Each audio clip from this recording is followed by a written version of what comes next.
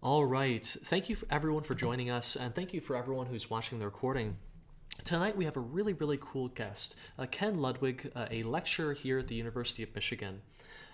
Produced an awesome game in 1984, a game called Voyage of the Mayflower. It is a game that is very much in that kind of Oregon Trail educational experience mold, and was really kind of an early competitor to that game. And we have, we're lucky enough to have the creator here with us. We can ask some questions tonight. We're going to try and see if we can't clear the game ourselves. So we'll go ahead and give it a refresh. I have a number of questions that I'll be asking throughout the night. However, if anyone in the audience has any questions, you can feel free to ask them at any time. And a first question that we should probably begin with is Ken, like this game that we're going to be playing in a sec, this was made in 1984. What was the impetus for it? What made you create this game? That's really an incredible question. I had been working for Michigan State University as county agent here in Washtenaw County, working with small farmers. And issues came up around land use. And there were two guys that I bumped into, Mitch Rikus and Alan Felt, at the university, who had developed simulation games at Cornell back in the mid 60s, I think. And I asked them to create a paper-based game because there wasn't computers around, desktops or laptops, having to do with agricultural land use. So they did that. And then we had a meeting in Saline, Michigan, and I used Saline High School. We got 140 people to come to this turnout Wow. to look at the issues around land use, and we played the game. Here we are. Fantastic. Let me go ahead and turn the audio down a little bit so we can better hear you. Yeah, So you had a huge meeting around land use in Saline. right. And so people played this simulation. There was a government thing and a citizen thing and a farmer part. And because I hosted the meeting, I had to clean up afterwards. So the meeting went from 7 to 9 or something like that. And then I cleaned up everything up in all of the classrooms and so on. And I went out in the parking lot, and there were knots of people all over the parking lot, still there about 9:30 Still at night. talking. Still talking, still playing in the game, in the heads of the game. And I went, holy crap, this is powerful. That's the sign of a You know? good meeting, a good game for sure. Yeah. So that was really the impetus when I left the extension service because they cut off my funds. Story of my life. One of my former clients, Larry Boyd, Lawrence Boyd II, who programmed this game, and I got together and we decided that we were going to create something together. And I said, this powerful educational tool is what I want to do. I want to create simulations for education and no made up stuff, you know. And so the Voyage of the Mayflower is actually a prototype for a platform that was designed to add in any kind of educational content that you wanted. And I didn't understand the technology because Larry was such a great programmer who, you know, early days, he was an early days guy, punch cards and all of that sort of stuff. Yeah. And so I asked him one time to explain what we were doing from a technical standpoint. And Larry described what he did as a programmer was putting 10 pounds of shit in a 5-pound bag. And back in those days, that was a critical skill to be able to minimize the amount of code that you needed. Yeah. So I said, Larry, so what are we doing here? You know, I mean, I know what I'm doing. I'm doing the research and I'm doing all this kind of other stuff, but how do I talk about this? How do I explain this to people? And he said, 'cause I'm pretty dumb about technical stuff. And he said, well, what we're doing here is creating a cookie dough, a generic cookie dough, like you would find in an institution. And then the content would be like adding the raisins and the walnuts. you know. Ah, I thought, okay. Yep. okay, so that was sort of the thrust behind this. So it sounds like your associate wanted to create one game, right, Voyage of the Mayflower, and then be able to quickly add in new content for different periods, different subjects, stuff like that. Reuse. The Voyage of the Mayflower was created to demonstrate the power of the tools. Yeah. So we really didn't set out to create that game. What we set out to create was the cookie dough and try to get people to understand that. We said, well, if they could play a game, that would be cool. So then we went and I worked with naval architects. I worked with meteorologists for this game. I worked with historians, what is it, the Mayflower, Plymouth Plantation in Massachusetts. We tested out the sailing algorithms with sailors. Yep. Larry created 16th century music. The feed rations for the animals on the ship Okay. were designed by my boss, Bill Ames, who was the county agent, Okay. for 16th century animals, not modern animals, but 16th century animals. So we poured in this tremendous amount of effort Yeah. to make, well, we have our own standards, right? So Yep. we were not about to half-ass anything. All of this occurred in 56K of a 64K machine. Wow. And that's Larry. It I was mean, a, Lawrence Boyd is a genius. it was a very different time.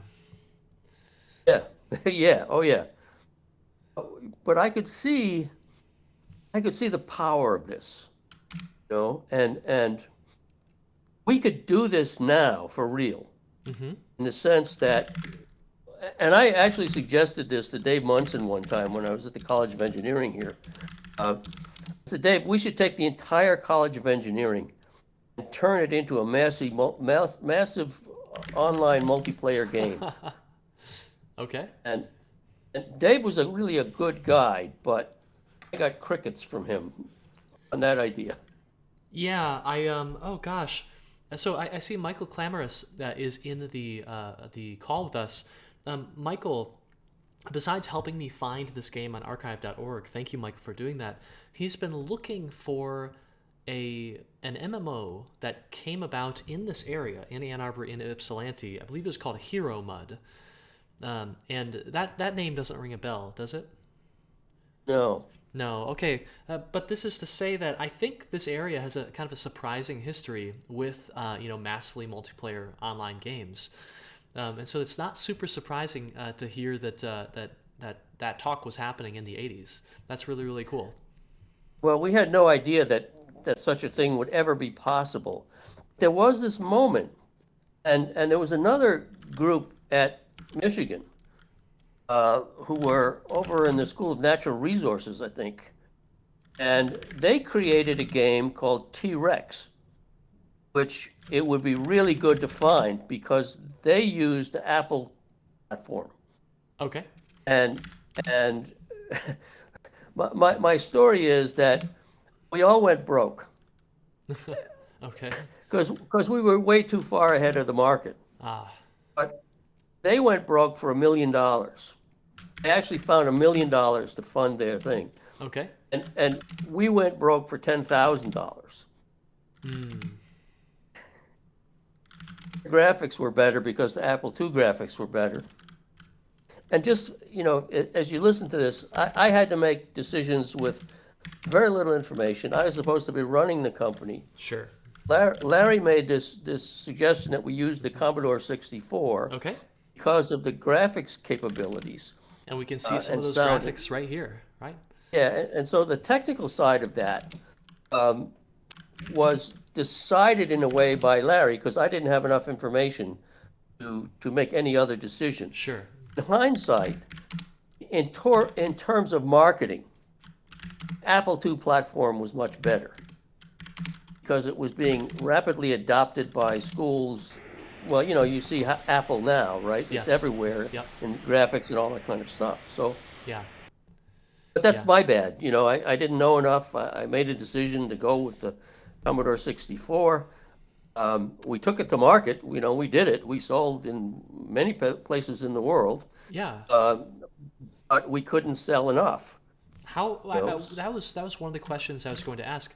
Uh, can you give us sales figures for how the game did? I saw in your marketing planning notes in your first phase you wanted to sell 500 copies. yeah, I don't think we made it. We No? never got to phase two. No, we just Oh, that's we were tough. we just we were done. You know, you asked also about the development team. Larry and me. That's it. That's it. Hey, that's Advertise that's impressive. advertising budget. We had $500, There you go.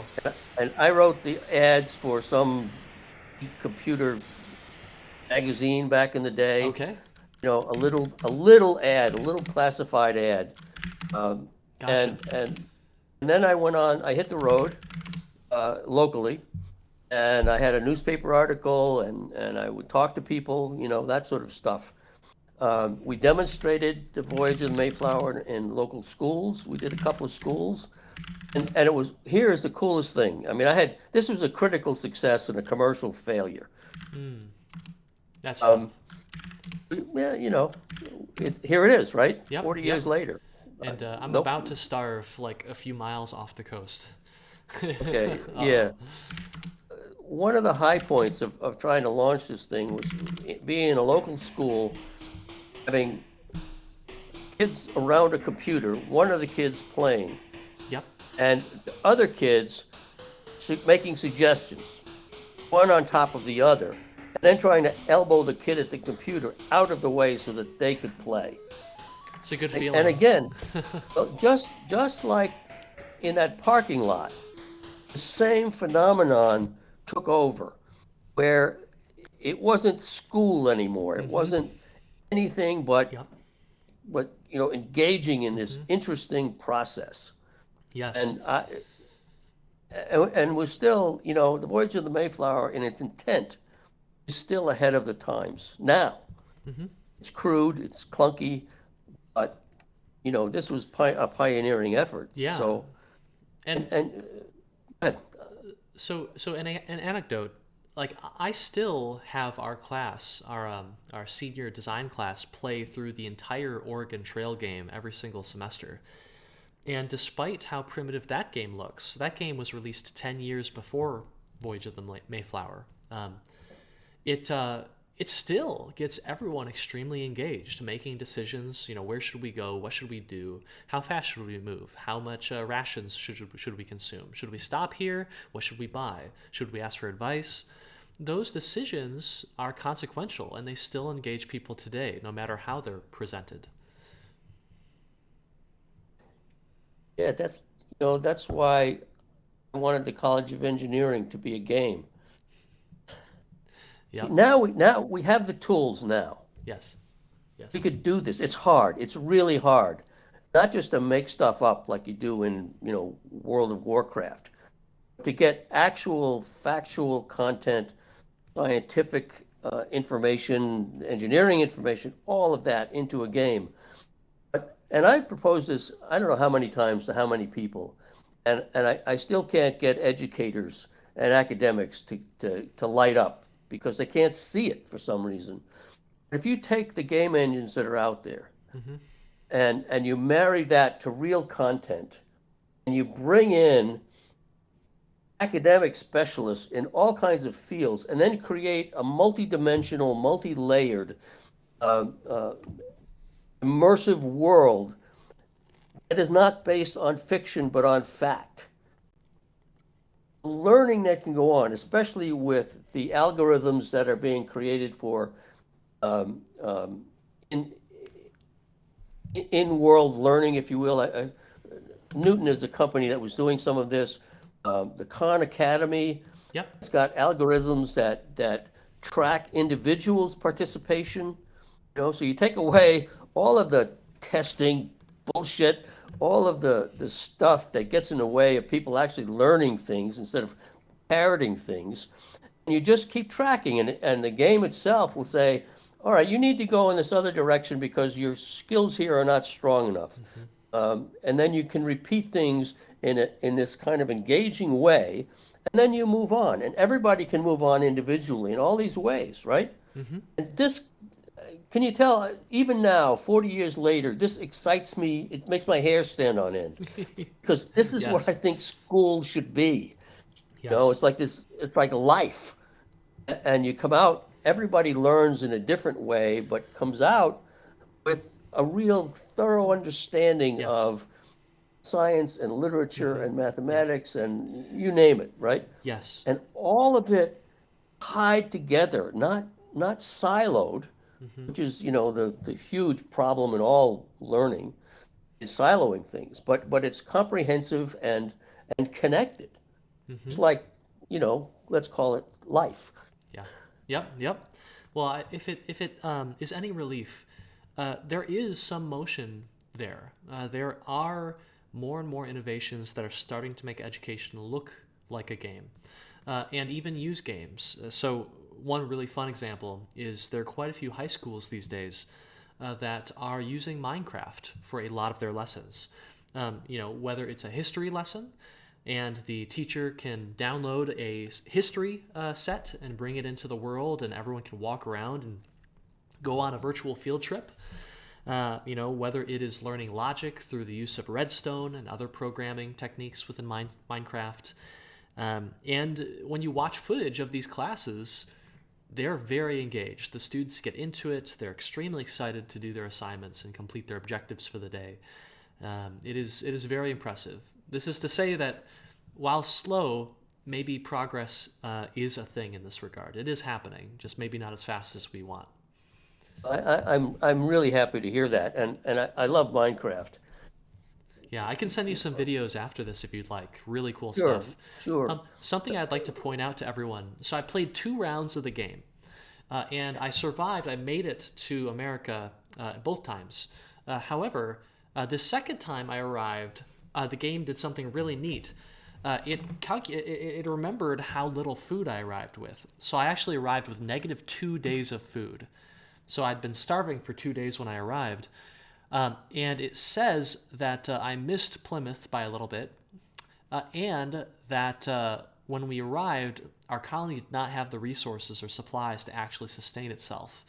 And so I believe we all perished. That is a cold, hard reality of adventurers who don't get lucky, I suppose.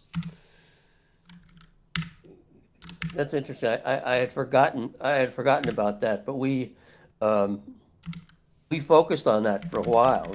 Like it's not enough to, get from point A to point B, but Yeah. you gotta, prepare yourself to go Yes. forward.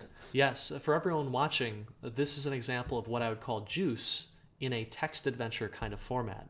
The game didn't need to tell us that, the consequences, the what comes after. It could have just said, "Hey, you made it. Good job. Here's your score." But it gave us that little extra information based on what decisions we made. And as a result, it's a little bit haunting in a way. The game has left an impression on me from that playthrough. Um, Hey, so it's good stuff. Something I'd like to point out to everyone as well is the difficulty modes in this game work a little bit differently than in many modern games. I really like how the difficulty works here. With every difficulty, you essentially gain new features of the game, new rules, new constraints you have to deal with. On the easiest difficulty, you're just sailing. You have infinite food, I believe, and the wind is really easy to deal with. You don't have to deal with freight or livestock or any of that, or starving. On the easy difficulty, you have to deal with food rations and getting to your direction on time. You also have to deal with wind. Now, I believe we have some other stuff. So we have to deal with food and drinks. I think we have to deal with cargo and stores to fix our ship when it gets caught in the wind. So we have to think about, okay, what do we want to purchase? So let's let me, say, yeah. Austin, let me point out that all of this information is Hmm. based on the actual voyage of the Mayflower. Excellent. So there's all of that stuff in here. Let me also say that on that first level, the easiest level, that was the hardest one. I'll tell you why. Because I said to Larry, I want my daughter Hannah to be able to sail the ship across the screen. And Hannah was 4 years old at the time. Wow. And that brought me into the user experience world. Yep. Can you build something that is so beautifully elegant that a 4-year-old can participate? And as you've seen, as you go on in this game, it gets more and more difficult, more and more variables, right? Yep. We didn't leave out the preschooler. That's really, We really also, cool. Accessibility. Good stuff.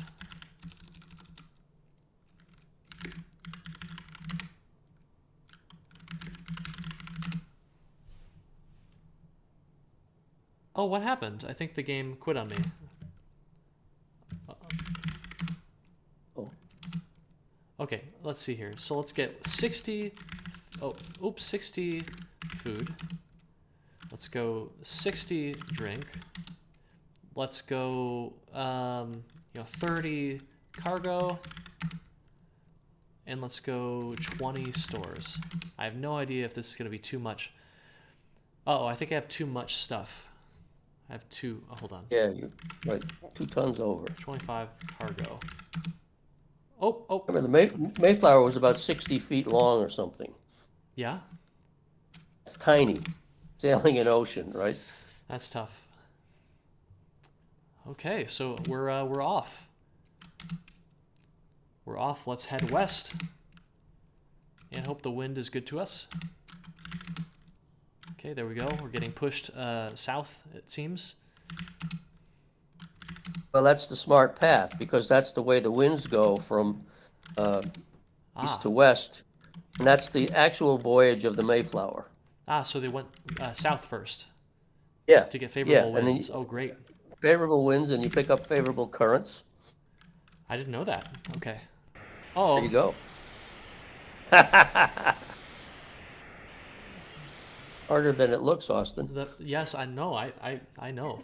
The first time that happened to me, I didn't know what happened. It looked like my ship had like hit a reef or something, and we had blown up. But it's a storm, I believe. Correct? I don't know. It's too small for me to read, for one thing, but All right. Well, we're gonna have to start going north pretty soon, or we're gonna end up in Cuba. Oh, I'm low on food. Well, that's not good.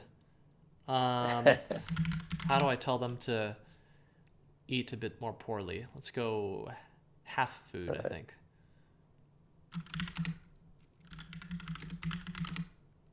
Okay, so we need to go northwest. Uh-oh, we might have to land in Cuba. If it gets too... Oh my gosh, I can't move. I can't move. I'm stuck. This is very frustrating. I imagined it was scary for sailors when the wind just wasn't favorable. again, here's one of the things that's so powerful about even this simple simulation, is that if it is accurate in terms of wind and weather and rations, you could front reality in the same way that the Mayflower did. Yeah, absolutely. Absolutely. We face the same challenges and decisions that they had to do back in the day. All right, we made it to land. Let's go ahead and land. I think we're going to survive. We missed Plymouth by a little bit. May have ended up in New York. I'm not sure how we survived, because it says that we're 36 days without food and 66 days without drink. That is... Yeah, you didn't make it. That was a... I'm surprised we even kept going. I don't. You must have found a way to override something so you could just sail the boat. Maybe. I don't know. I don't want to know what would happen on the ship 60 days after the food supplies run out. So this seems like nothing. Everybody would have been dead already after 5 days with no water. Yes. Well, cannibalism, I'm thinking. Oh boy. Okay. Yep. Let's move to the harder difficulty and see if we can make that happen. Does anyone in the audience have any questions? See top west is called prevailing westerly. Plymouth, northern part of the Atlantic is very stormy. Okay, so we're going to avoid the northern part of the area. We need to take care of the livestock. Okay. This is getting harder. We can hold a little bit more supplies, but not too much more.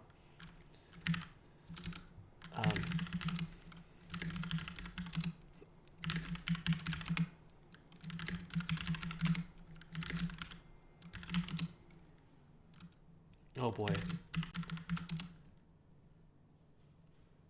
Only 30 days worth of food. Let's hope we don't need as many stores. So 20 stores. 20 stock.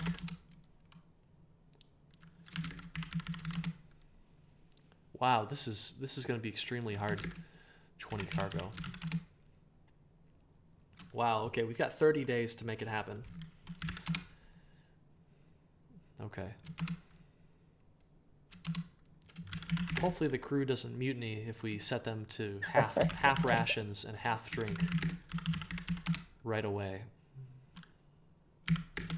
Will the crew eventually mutiny or something bad happen if we don't feed them enough? No. No? No, Okay. we don't. There was no capacity for that kind of fancy stuff. Okay. So I don't feel bad. And it would have been historically inaccurate as well. So was that just going to half rations something that just never happened? no, well, I don't know about the Voyage of the Mayflower, but it happened all the time. You know, because remember, this was before there was accurate chronometers to sail the oceans. That didn't happen until the 18th century. Mm-hmm. And so it was by guess and by God, dead reckoning. And, you know, many ships failed in their voyages and everybody died. And it's pretty scary. Rations in 4 days. Sorry, I don't understand. Oh boy, I'm a little bit nervous. I'm not sure what that message says, but it doesn't sound good. Okay, let's go west. Rations low. We've barely gotten to Spain. Oh, actually, sorry, we've barely gotten to the western point of Africa.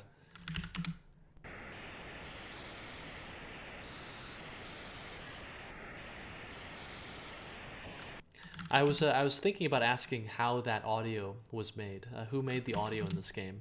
Do you know? Larry. And Larry programmed the game as well?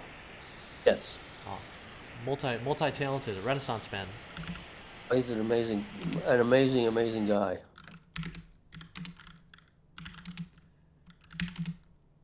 I like part of what drove us. Oh, go ahead. Part of what drove us, and maybe Larry in particular, was he had two special needs kids, and I had spent a lot of time in my earlier career working with emotionally disturbed kids, and so this was all about powerful tools for any kid. Absolutely.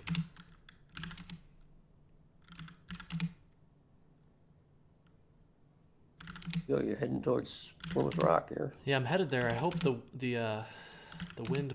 Oh gosh, I hope the wind will help me out here.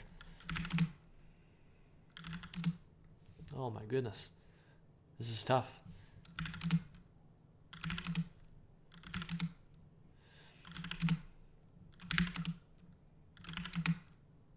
After playing this, I feel like it's a miracle the team made it. That's exactly right. The odds were so astronomical for any ship sailing across the oceans in that period. You know, if we were to do this in modern times, you could have overlays of ocean currents and wind currents, and you could be able to select with much better accuracy how you wanted to proceed. Yeah. Oh my goodness, I can't get a western wind to save my life. Well, you're going to Nova Scotia now, so. Yep. Well, it looks like I'm just about to Yeah, yeah, I'm way far north. Let me see here.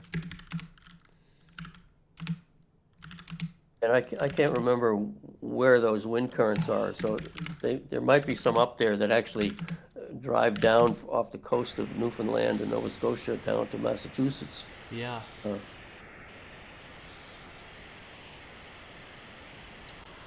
I really like how the when you get into a storm, like we just saw, your direction is changed, and you might not notice, right?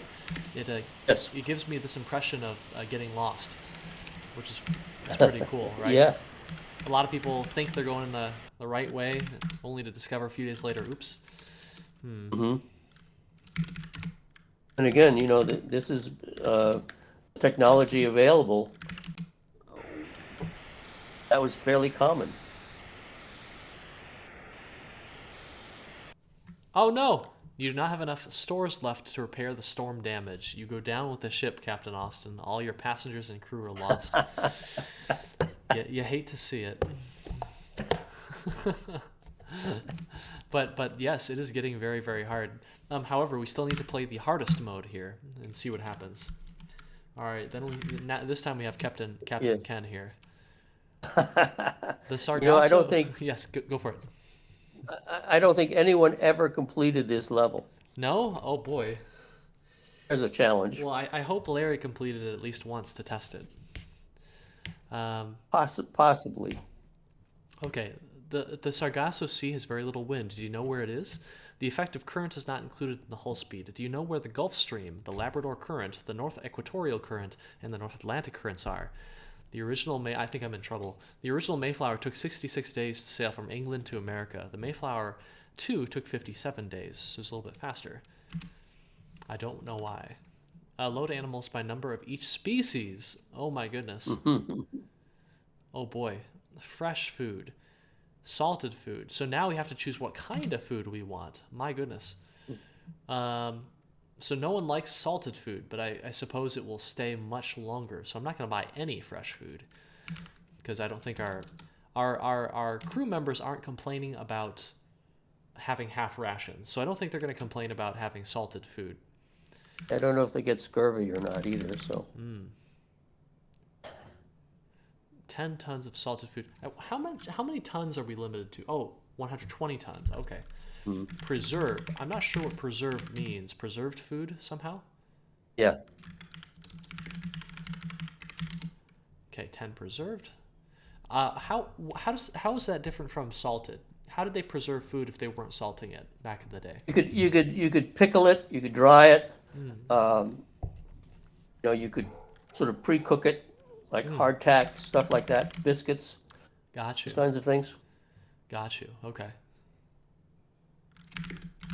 We need to bring some alcohol, of course. Yeah, because the water could be bad, and also everybody got a rum ration at least in the Royal Navy in that time. Oh my gosh. It says 10 tons of hay, but that's 0 days. Does that mean we need to have way more hay for our livestock? Oh boy. I want 1 pig. Thank you. You probably want 2 pigs because 2 pigs? that if you make it, you'll get more pigs if you have 2 pigs. That's a good point.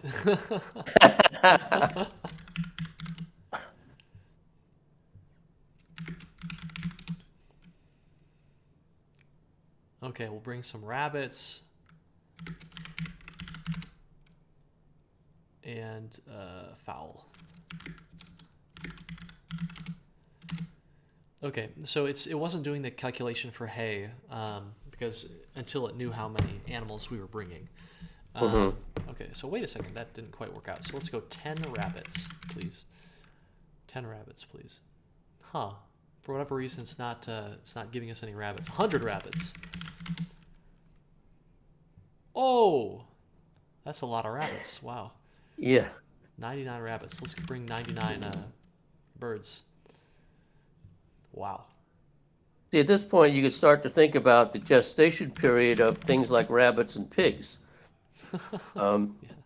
Because the rabbits and the pigs could reproduce during the voyage. Yep. Oh boy. I imagine that might cause some problems.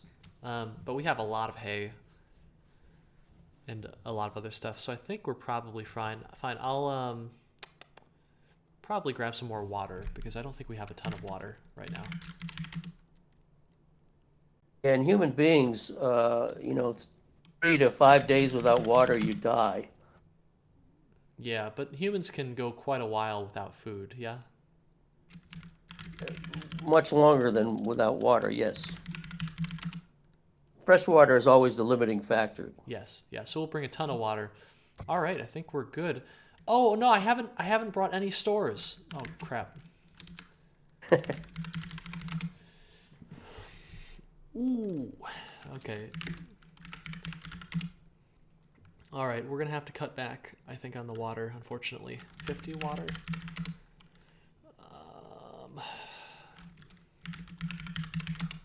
I don't need 110 days worth of water.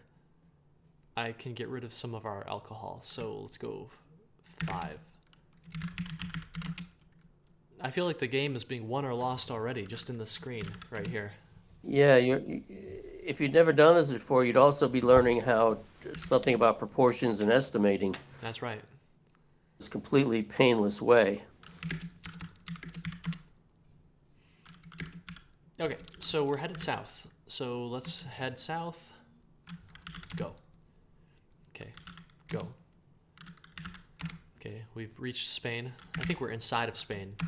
Maybe we can restock. I think so, yeah. Okay, we're headed down to Africa. We're inside of Africa. Let's go west now. And hope the wind is with us. It's very generous. We're not really... Gosh, even when the wind is with us, we're not getting a whole lot of movement. I feel like we've lost... Remember the information about, do you understand the various currents? Oh, I do not.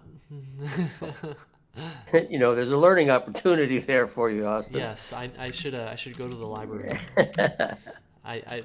Google wasn't very big in '84, was it? No, So it didn't exist, I don't think. I could probably look up a map of the currents today. Mm-hmm. Wow, I feel like we're getting very lucky. How much food do we have? We're just about halfway there. We have 0 fresh. So it's complaining that we don't have a lot of food, but we do have a lot of salted and preserved food and a lot of water. What we don't have is fresh food, which I think is what it's checking. Yeah, you're okay. Yeah. So in that regard, sure. All right. So this is gonna be it. This is gonna be the first ever victory on hardest mode, I think. Not to speak too soon. Yeah. Because the wind could take us back out here. Uh-oh. I think we might be in trouble. All right, we're gonna try and go west. Oh boy. Oh boy. We can't get any closer. Oh, this is brutal. Be a Sargasso Sea. Oh goodness. We might have to swim for it.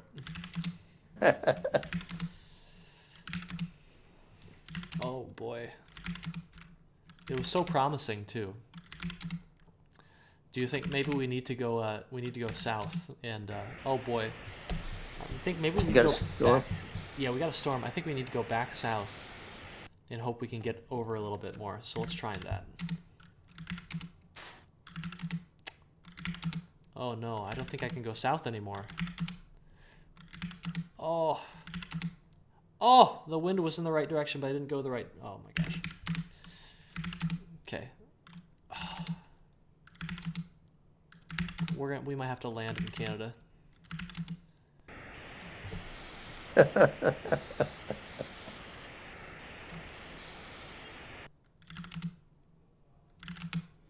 Oh my goodness. I'm going to run out of equipment here. We're going to have to check. Let me see here. Status. How many stores do we have? We still have both of our pigs.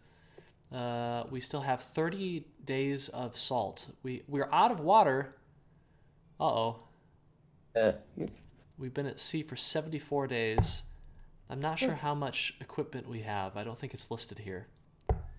Maybe not. But I think we're going to start headed to the northwest to see if we can hit any land at all. Oh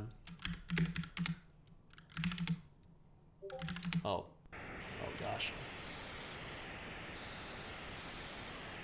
And it may be that, now you're into the time of year where the frequency of storms increases Yeah.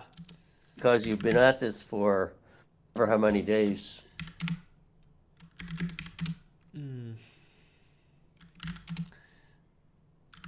I think we may have been written off as doomed back home in Britain at this point. Yep, there we go. After 10 days with nothing to drink, there's no one strong enough to sail the ship. The Mayflower and Captain Ken become a forgotten page of history. So sad. So sad. So I noticed you did this one under my name, so that's right. That's right. you can, yeah, you've got deniability. That's right. Yep. So it is interesting though how the difficulty seems to spike as you get into, I suppose, a nastier part of the sea. It's just very hard to get the currents to get to the wind that can bring you to Plymouth. So that's my takeaway right now. This was a very perilous and very difficult journey for that crew and that captain. So very, very interesting stuff. I'm delighted to see it again after all these years and have somebody as adept at you typing to go through it quickly, because I don't type very well. So and this again was before mice. There was no mouse to do this with. Yeah. Ooh. But hey, the game still works pretty darn well, and it's still very fun trying to figure out how to make it to the other side. Now, something I'd like to point out to all of our attendees is that Ken very generously provided a lot of his marketing notes, a lot of his materials for the Voyage of the Mayflower game. We have, I believe, the cover here, right? That's Cappy. a poster. Yep. It's a poster, and designed what's now called Q Limited, and that's the box which I had manufactured to hold the floppies and the poster. Oh, very cool. The colors are terrible, but if you look, there's a compass rose, Yep. and there's also on the cover are some of the currents that yes, you need yes. to understand, right? Yep. Oh, and that's where So we got trapped right there. It's the Gulf Stream. Yeah. Oh, And so tough. the box itself was a tool. Yes, yes, yes. Oh, that would have been very helpful. We had the right strategy, but I think I went north too quickly and I got caught in this Gulf Stream right here. That's tough. Mm-hmm. We should have gone past the Bermuda Triangle. Oh, this is very interesting. And so you produced a large bit of documentation on how this game would come about. You have a description of the game. You have a suggested retail price of $29. Mm-hmm. Very cool. Cadmian Corporation, is that corporation still around? Is that something you created No, just for this product?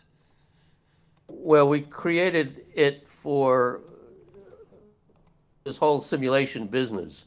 And again, the product was simply one expression, what we hoped was the first expression of the possibilities. Gotcha. Turned out to be the first and the last. Okay. Okay, you name it as part of the Discover America series. Was there a plan to cover any other topics with this kind of game? Absolutely. What topics were you thinking about? Well, we probably would have gone through the early period of discovery.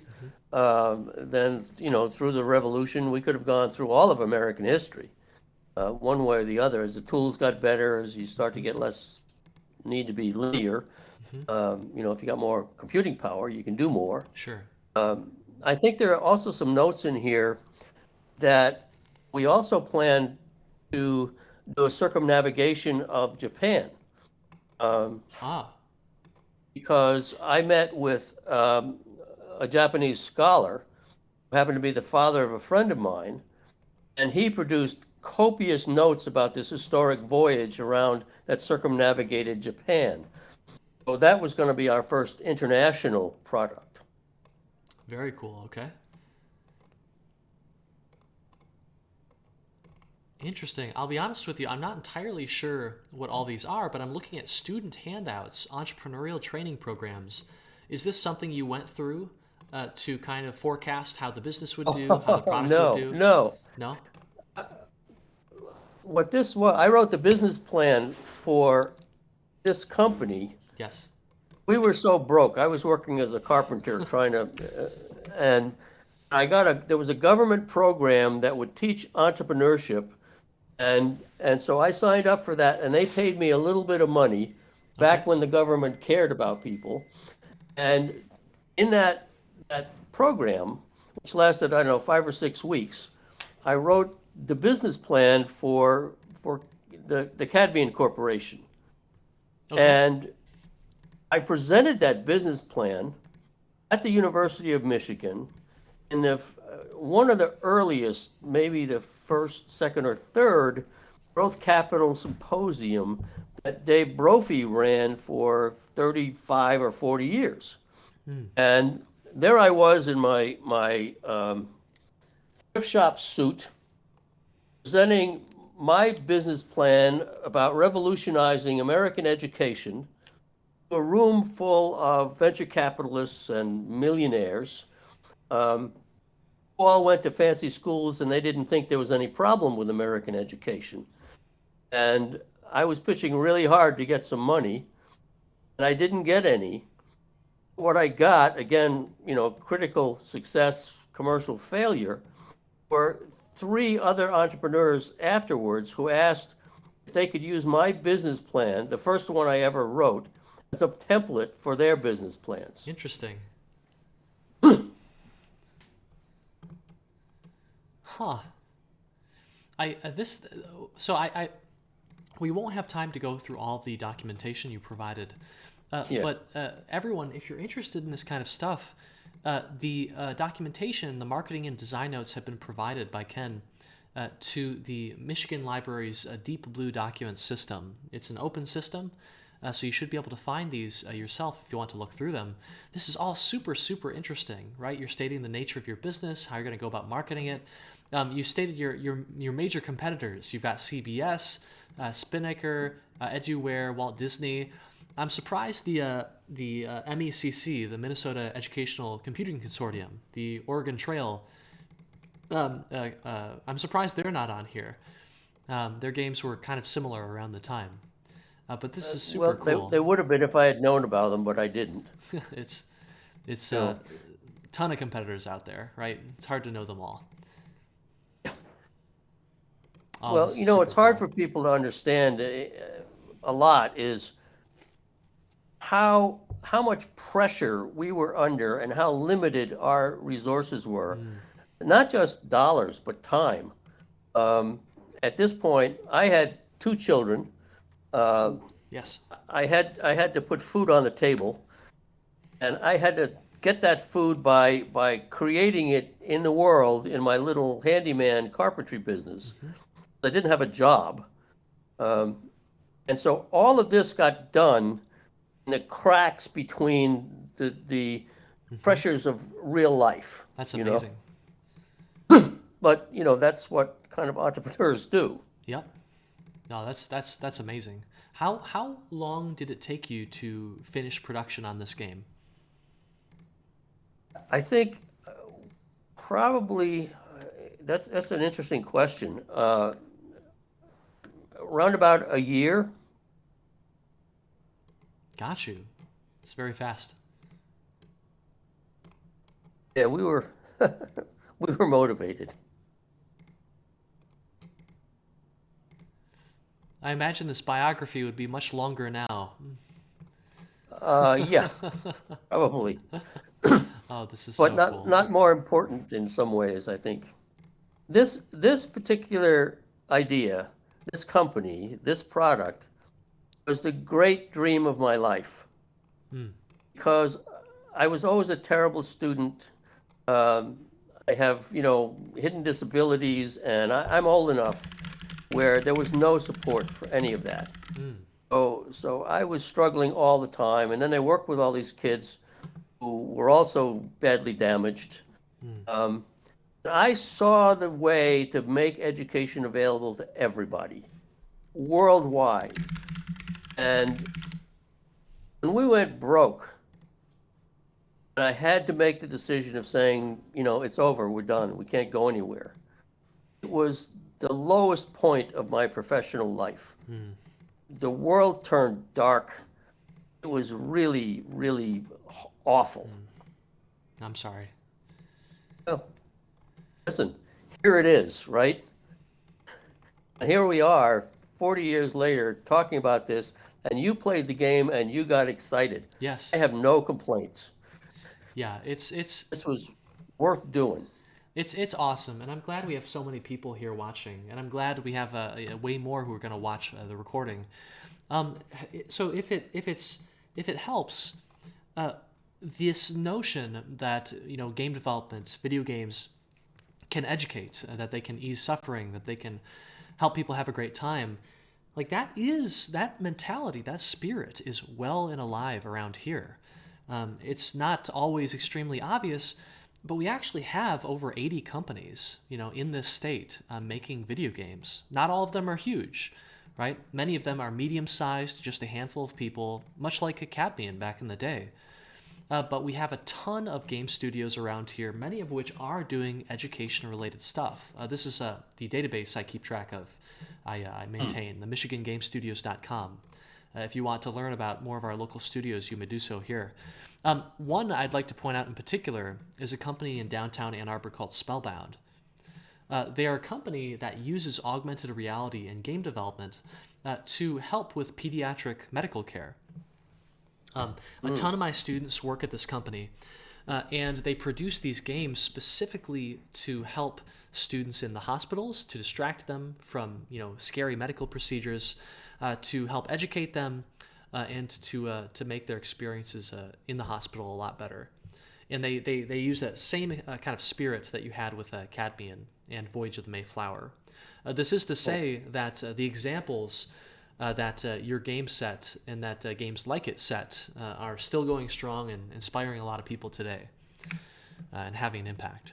So if you're bored, I encourage you to look through some of these companies. There's a lot of very cool stuff happening that are kind of an extension of what you were doing earlier in 1984.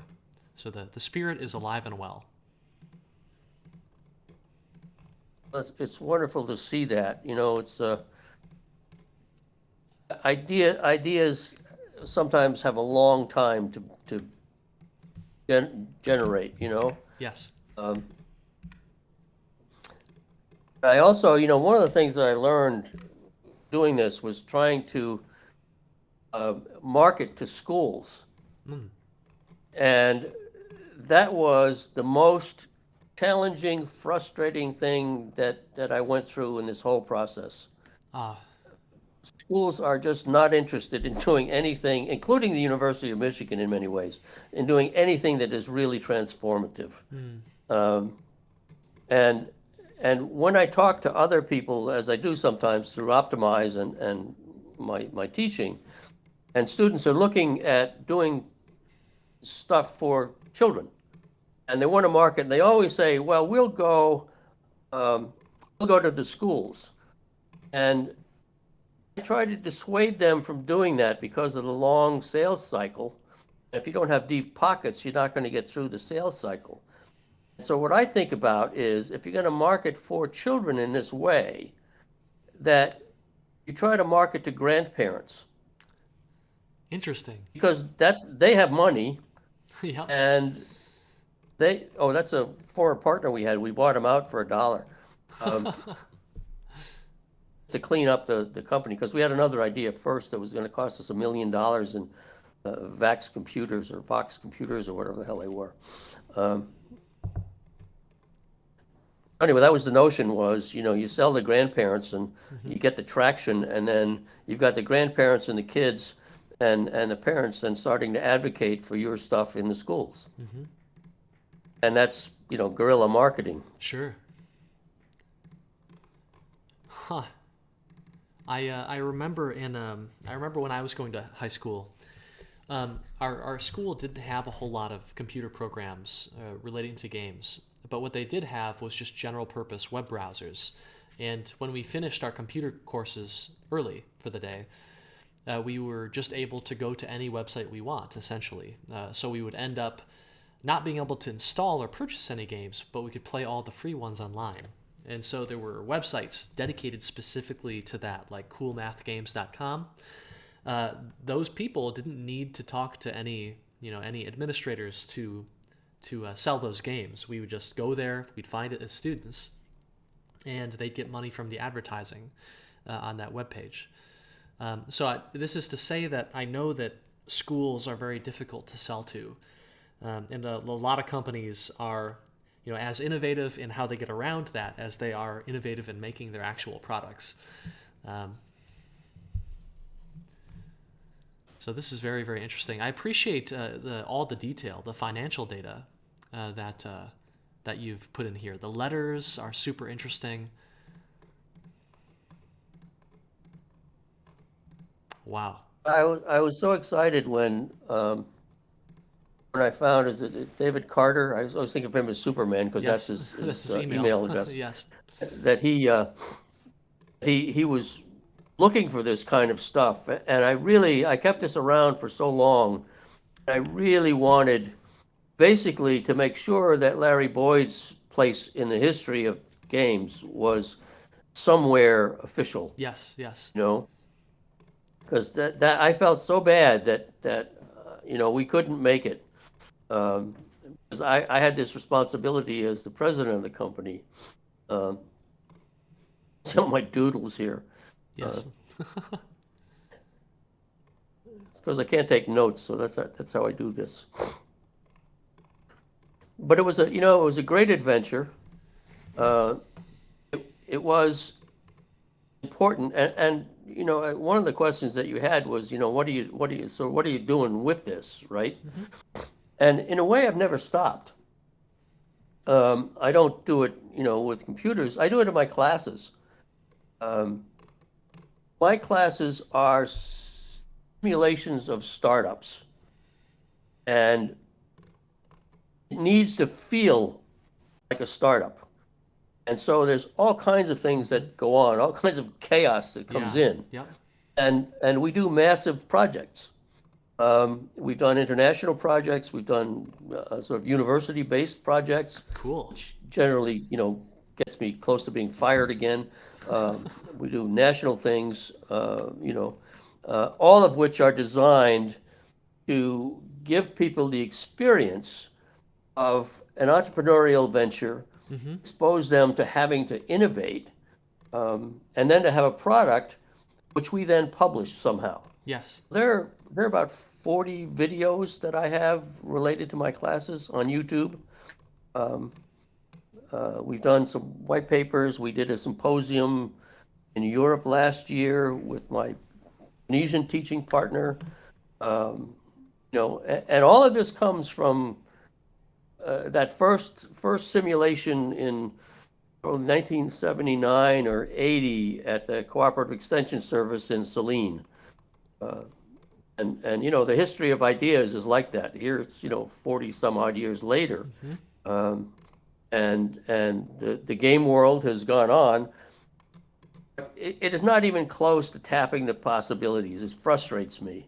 It's still first-person shooter or multiplayer shooter games, and it's sort of unintelligent in my view. Oops, I just shut something off here. Sorry. Well, you're still good. Okay. Yeah, it can definitely be frustrating, especially if you look at the very popular games, the ones that are selling millions of copies. Though, much like the film industry, a lot of the most interesting and impactful stuff is done on a smaller scale. You see it at film festivals. You find it being made by indies. This is to say that there are a ton of games out there, many hundreds being produced every single day, and many of them are trying for those unique, innovative goals and ideals. But gaining traction can be very hard these days. Yeah, I wish I could talk to many of those people because I think when you start to talk about education, people have really fixed ideas about that. And it is such an impediment to creativity. Mm-hmm. It's all based on people's school experience, and it is not based on people's lived experience. Yes. And there's a huge difference in there. And these are really hard problems. Hmm.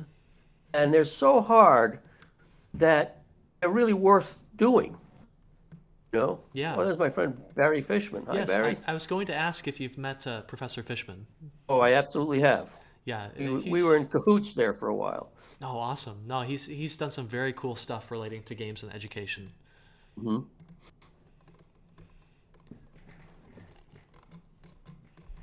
Well, very cool.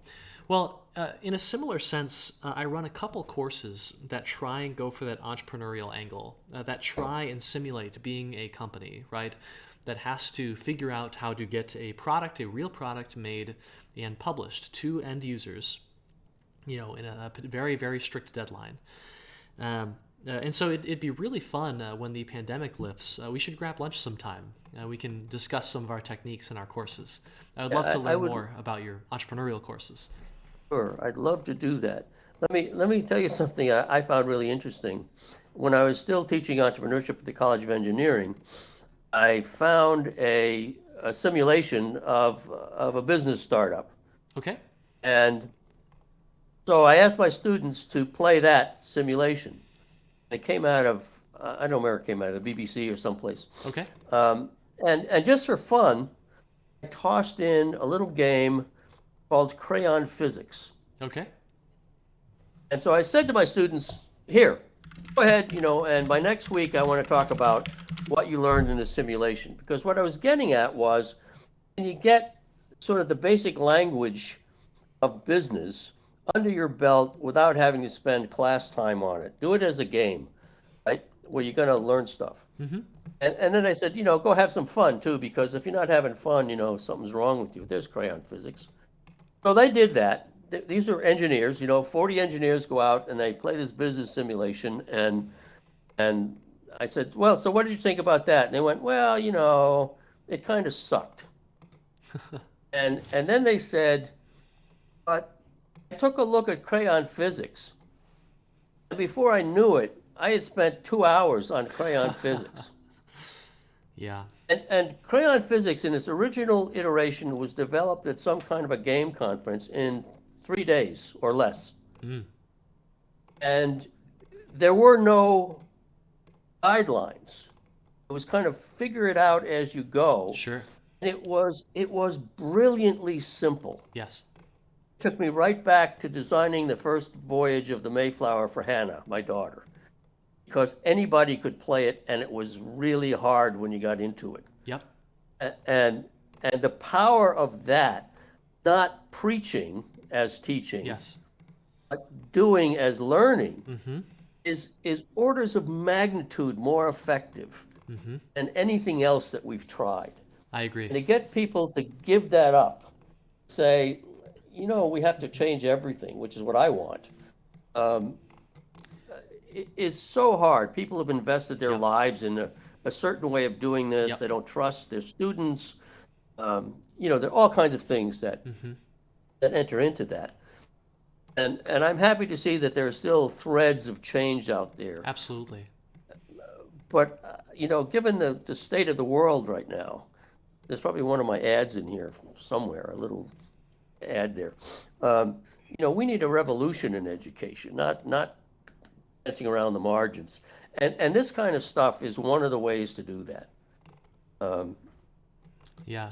Absolutely. I absolutely hold that from about the third grade on, once you got reading, writing, arithmetic, and citizenship under your belt. Oh, here's the Japanese stuff, Yasumita, coming up. You could turn education over to the students, and you become a guide and a coach. And people are going to learn all kinds of different things, but they're going to learn about themselves. They're going to learn how they think. They're going to have much more power, creativity, impact, all that kind of stuff. But one of the things you have to overcome is sucking up to the $17 billion endowment maintenance that we have at Michigan, and the structural possibilities in public schools and all of that sort of stuff. So, even as I'm pushing 80, I'm still so far out on the radical wing of education that it's hard to get an audience. Yeah, I understand. I understand. I when it comes to learning through games and educating yourself through games, um, I think something that's sometimes lost is that it really is very difficult to make an engaging game. It is, it's not something you can't just take a quiz show and put it into a computer and have it be engaging suddenly. So Absolutely. when you mentioned the business game that was not engaging your students, all I can think of is how I learned basic business concepts, which was through a game called Roller Coaster Tycoon. Have you ever heard of that? Yeah, I think so. I think so. Has anyone in the There's, audience heard of Roller Coaster Tycoon? Anyone in the audience? Is everyone sleeping? No. So Roller Coaster Tycoon was essentially a roller coaster theme park simulator, but it wasn't just you enjoying the rides, it was you managing the economics of the park. So how much you're going to charge for entrance? How are you going to build your rides to be as cost effective as possible while still engaging people? Where are you going to place rides so that you have an efficient access kind of route for all of your your park goers? Um, and how much debt are you going to take out to fund your construction? How are you going to make those interest payments over time? All of these concepts I was just eating up because this game is fantastic. It's engaging. It allows you so much freedom. And I could play this for hours and hours and hours at a time. And I know many people who could.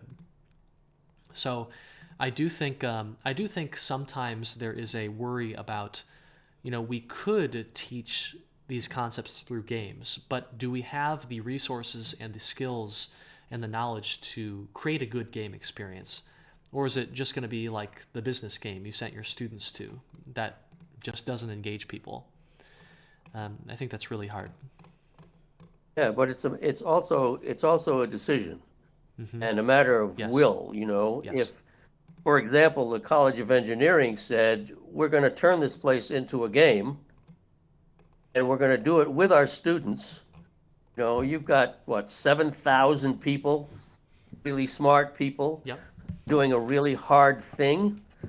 And you bring in, practitioners, people who are going to get to the soft parts of this, Hmm. which is not what you get in most of these games. Yes. All of that kind of stuff. And you take on a really, really hard problem, which is multidisciplinary, uh, and you work at it, and you do the hard thing, Yep. because that's what's worth doing. This other stuff of, rote learning and doing thousands of problem sets, when you understand after the first set what's going on, is a colossal waste of time that we can no longer afford. Hmm. The, we have so many massive problems that we have to get people ready to address those problems comprehensively from a very early age in very new ways. And this thing that I tried to do 40 years ago is based on that. Hmm. That there's no reason that I can see when it's a school day, everybody can't get out of bed going, yay, it's a school day. I can't wait because it's better than anything else.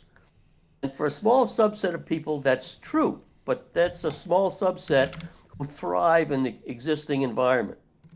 You Hmm. know, uh, for everybody else, it's a chore, Yeah. or for some of us, it was torture.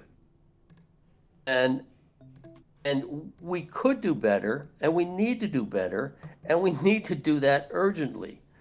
And Yeah. we have these tools now. Again, the game engine for the roller coaster thing that you were just talking Hmm. about, I'm sure could be adapted Absolutely. for absolutely great content. Hmm. And Absolutely. to layer on top of that, is there any place in there that sort of engages you in the history of roller coasters, the mechanics of roller The coasters, the physics of mechanics, roller the coasters? mechanics Yeah, and physics, yes, not the history, sadly. Um, sure. but one thing that did happen when Roller Coaster Tycoon came out, it was a humongous success. Mhm. Suddenly, the tycoon genre took off, and within a year or so, you had Zoo Tycoon, where you were running your own zoo and you were figuring out, okay, what animals need what habitats? How do we make this work?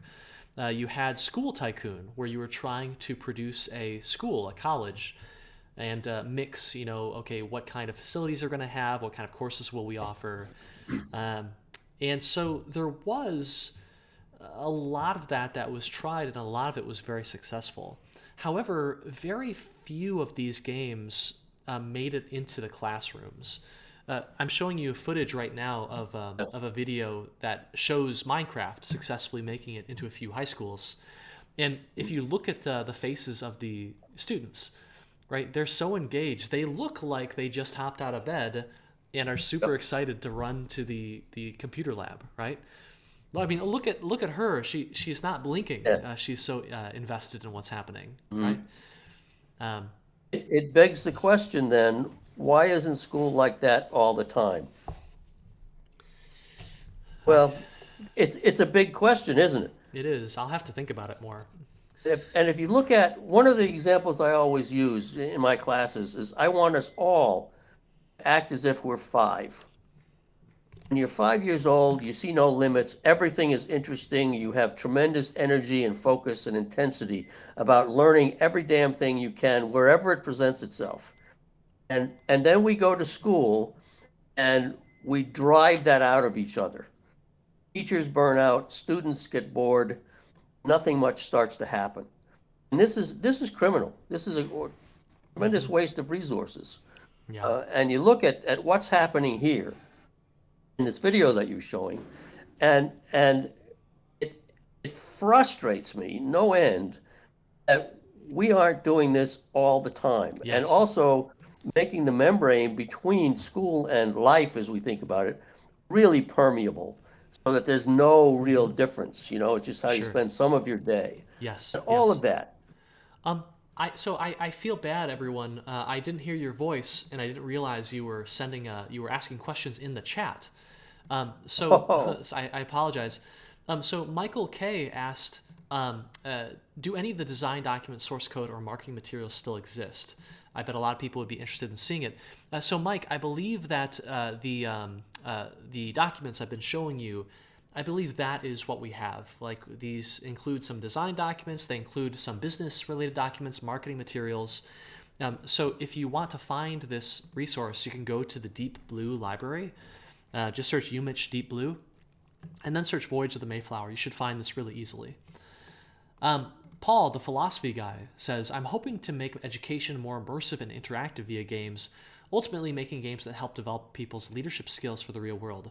As a philosophy major, I personally believe games have been around for thousands of years, the peak of human history since games developed. He asks, what did the playtesting look like? What was your playtesting process with this product? We carried the floppy disk into a school that had computers back then in the library, because there weren't any in the classrooms. And we got a teacher to say, yeah, I'll bring my class in for library period. Okay. And we booted it up and said, here, play. Okay. Because Hannah's level was accessible to everybody. Mm-hmm. You could figure it out in an instant. And then I just stood back and I watched and I listened. And I paid attention to the Took notes. intensity of it all. Excellent. And, I didn't need to do a lot of customer discovery beyond that, because I knew the power of this thing. Mm-hmm. Absolutely. So let me see. We have additional questions here. So we know what this game was written in. It was written for Commodore 64, I think in a language called Forth, if I saw the documents properly. That's right. So Michael K asks, were you aware of any other game developers or studios in this area around that time, the 80s? Yes. Yeah, again, and I met with them. It was, again, another group at the university that was well-funded. It created a really brilliant simulation called T-Rex. And it was about dinosaurs. I mean, they really figured out how to tap into, the kid's psyche Yeah. with that. Um, Do you know what the team was called, or who was on it? How we might be able to find them? I think no, as I recall, it was sort of some kind of an anthropologist, like I want to say a prehistoric anthropologist or something like that at the School of Natural Resources, whatever it's called this week.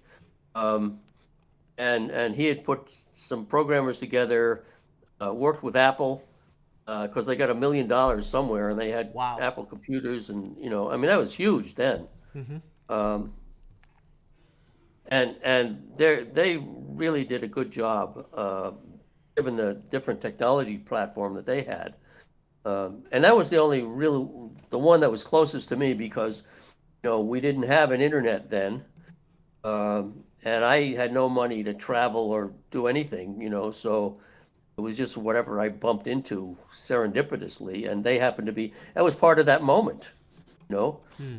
Of course, everything flowed on the computer side, everything flowed from Oregon Trail, which was done, um, after hours, bootlegged for Yep. the amusement of early programmers. And they stumbled on to the most powerful education tool beyond the human storyteller Mm-hmm.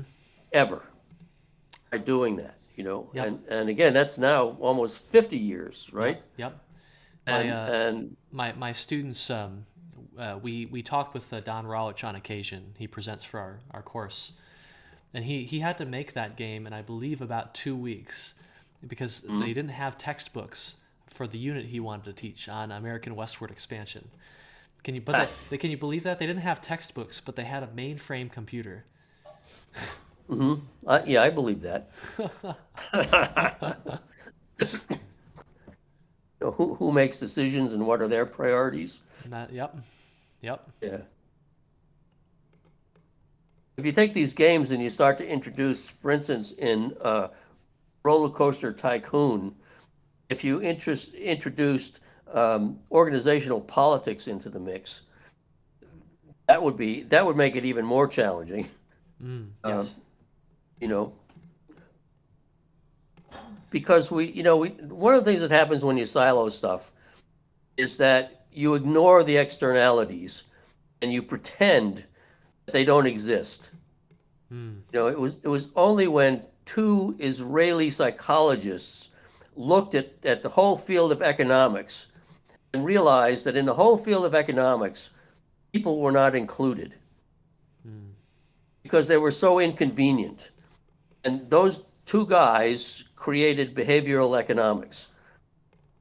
And they did that, I think, back in the 90s, maybe, or later. Yeah, Gotcha. Gotcha. I'm loving seeing. Oh, here's one of my ads. Sail to America, a totally new computer experience. Let's zoom in here.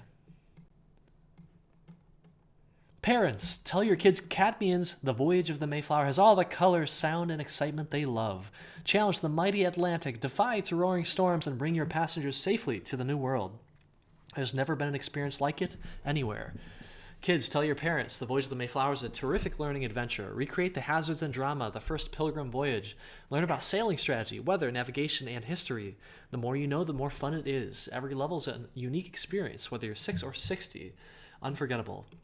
Families, pit your imagination against the world as the pilgrims knew it. Share the exciting journey to a new life in a new land. Risk the danger and learn together how the Mayflower sailed into history on the courage of those few who dared. Yeah, that's super cool. I Order wrote now. every word. Free shipping for MasterCard and Visa orders.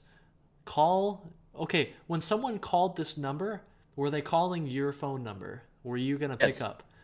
Yes. Oh, that's awesome. Very cool. That address was my house. Oh, that's super cool. We should add your Academy and Corp to the Michigan Game Studios database, Michael. It is defunct, but it would be very cool. We can put created in 1984 there, 83 it looks like. Yeah, I guess we worked on it in '82 or something. So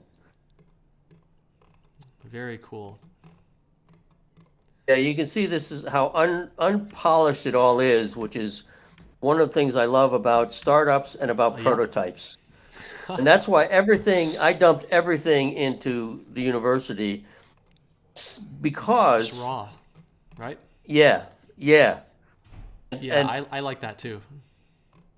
and for students, when they have guests come in, invariably they get the polished Yes, stone that's right. version of everything, Yep. and they're not getting the really scary stuff. Yes. When I was part of setting up all of the entrepreneurship stuff at Michigan when I was over at engineering, and working very closely with Thomas Zurbuchen. And he started this Friday afternoon lecture series. And Thomas, who is now the head of all science at NASA, has a real talent for finding other talent. And so he would bring people in the early days. He'd bring these fabulous people in who were telling the stories, warts and all. Mm-hmm. And when the fancy people came in, there were 400 students. Fancy people would come in and tell their polished story, and all the students would lean back in their chairs and their eyes would glaze over. Yes. And I remember thinking about that, and he found a woman who was opened up the first garage in San Francisco for hybrid cars back Wow. when the Prius was really new. And he met her, invited her, and paid her expenses to come to Michigan to talk to this lecture. And she got up on the stage, and all the students were, they were leaning back and preparing to glaze over. She said, "I don't know what I'm doing here because I don't know how I'm going to make payroll this week and get enough cars in to do this, and I'm learning so much." And everybody in that audience leaned forward in their seats. Mm-hmm. Their eyes got bright, and they just hung on every word because what they said later was, "That could be me. Mm-hmm. I can relate to that. Yep. I want to hear the hard stuff." Absolutely. Right. The nitty gritty stories are what I always ask people to present at our monthly Yeah. IGDA meetups. Well, here's Because, one of mine right here. yep, absolutely. And yeah, like you said, that's what entrepreneurship is, right? It's getting scrappy, it's running into challenges every day, finding unique solutions to them, and You know, yeah, doing what people it don't takes. get invited. People don't get invited to speak in entrepreneurial situations when they've failed. It's I unfortunate. failed here. I failed here, and I have been talking about this now for 40 years uh, because there's so much to be learned from failure. You know, Absolutely. my friend Walt Borland was teaching a class called "Succeeding at Failing" at the School of Information, um, and that's he's an experienced practitioner, very successful guy, but understands, as some of us do who have been in the world, um, what it's like, what it feels like. How do you prevail in this kind of scary and ambiguous environment of entrepreneurship or invention? I mean, you're trying to create something new in the world, and there are no markers. If nobody's done it before or somebody did a piece of it, and then you're trying to go ahead and bring something into the world. It's really scary stuff. It absolutely is. Here, Wow. go back a little bit here. This is, I think, that's how I broke down. I think the next slide up or down. No, where the numbers are, the hen scratch numbers. Other way. Sorry. Oh, other way. Oh, okay. Hold on. Yeah, yeah, yeah, yeah, yeah, yeah. Here we are. Right there, right there. Um, Let me see if I can see this. So we've got list 0.065, Yep. postings -12, printing 0.93, in sorts fee, I think, 0.41, postal fees 0.04, totaling to 0.359. Okay, that was my cost to ship one package, Wow. including buying a mailing list, I guess, and the postage of 12 cents. Wow. I think it might be a struggle to get that kind of cost these days, but You know that's what? just the nature of inflation. Well, if somebody said you had to do it, I could give it a pretty good shot. Yeah. Yeah, except maybe for the postage, but I would figure out another way to do it and deliver. And that's what you learn when you do entrepreneurial things. Yes. And that's not what you learn in most classes. Um, but I try to do that in my classes. I imagine that's part of why entrepreneurship is such a hard thing to teach. It requires you to get really down and dirty with whatever your business is. Learn all the tiny tricks of the trade and optimize. Well, you know, what's interesting is that I do a startup at least once a semester. When I teach two classes, I do two startups. And all of my classes are simulations. I want them all to feel like a startup. Mm-hmm. And I build into that all kinds of things that are nonlinear, are seemingly random, but they follow, which I realized after a while, they follow an arc through the process. And if I succeed, at the end of the day, my students think that this was the easiest class they ever took, and they wonder what I had to do with it. They learn all kinds of things. Yes. Yeah, this is some of the fancy accounting that I did. I think this is the product cost, some here. If I look at this, you know, what a floppy disk would cost, stuff like that. How you could get the volume discounts. Mm-hmm.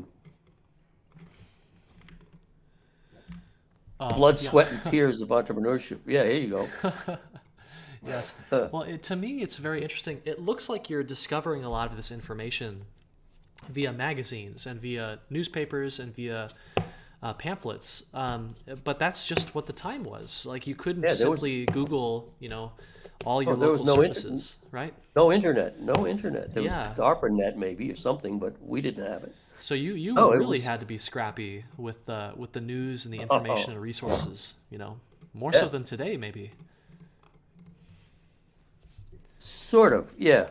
The hard problems remain, no matter what the platform. Mm-hmm. And the hard problems don't have anything to do with content or technology. They all have to do with people. Yes. And so far, we haven't figured that one out. Well, we're going to keep trying. This is fantastic. Ken, we've gone about 90 minutes, and we probably need Okay. to wrap it up. But I'd like to continue this conversation. I'd like to learn more about what you're doing in your courses. When the pandemic is finished, or maybe when we hit break, we'll grab lunch, okay? Yeah, that sounds great. I'm happy to do that. Awesome. Well, Ken, thank you so much for this. This is such a great resource, such a great glimpse into entrepreneurship around that time, game development around that time. And even though it may not have sold very well, this is a really cool game, and I certainly enjoyed playing it. Everyone, I don't think. Give us your virtual claps, everyone.